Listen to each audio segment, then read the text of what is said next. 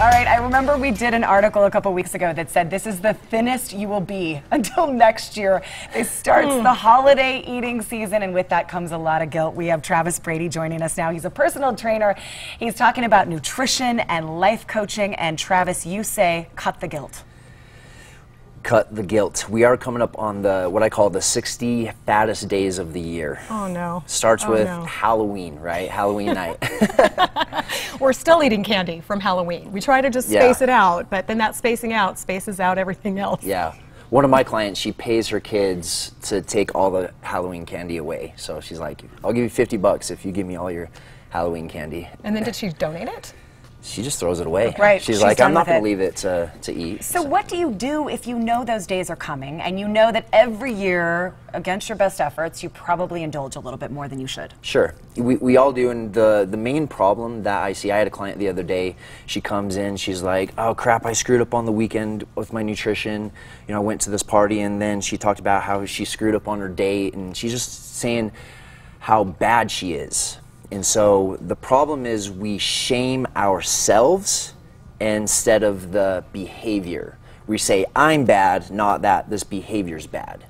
And that is the #1 problem that we do. We say, I'm bad, and if we're bad, then I guess bad people make bad decisions. But that's so tricky because you stand in the mirror and you see the extra little muffin top, or you try to fit your pants on, you're thinking, what is this bulge that I have not had before? Yeah. So I don't understand. How do you shift that? How do you make that switch in your mind from, you know, guilt to it's okay? Yeah.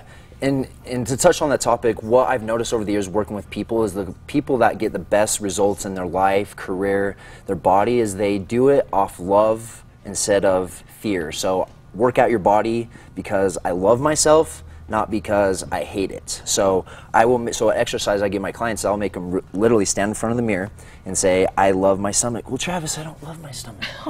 You do love your stomach, because if you love something, you're going to put energy and towards effort it. into it. So what do you do when you overindulge? What should you say to yourself that day, the next day, when you feel like you've fallen off the wagon? It's about getting back on and really going towards it. We're all going to make mistakes, and people have seen me on the weekends like, Travis, I can't believe you eat that stuff. I can't believe you do that. I was like, how do you stay in that shape? I was like, well, the difference between me and somebody else is when Monday comes back around, I'm back on the horse.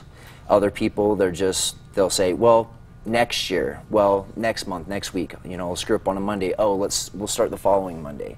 So it's really about staying with it, and strength comes through failing, but deciding, like, I'm going to become stronger because of this and keep going instead of letting it really tear us down and stop. So just because we know these holidays are coming, this does not give us carte blanche to eat and gain the weight. We still have to be cognizant of what we're putting in our mouths, just not guilty. And I think what stress does is it causes this cortisol release, and so our bodies start to burn more sugar. And so since our body's burning more sugar, now we start to crave sugar.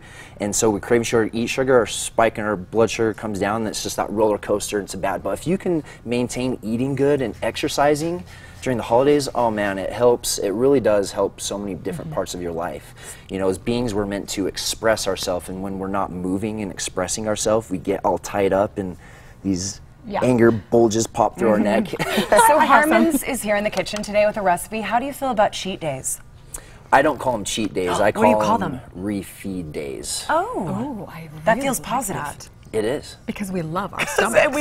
We do. Harmon's, and we love refeed. We love to refeed when they're in the kitchen.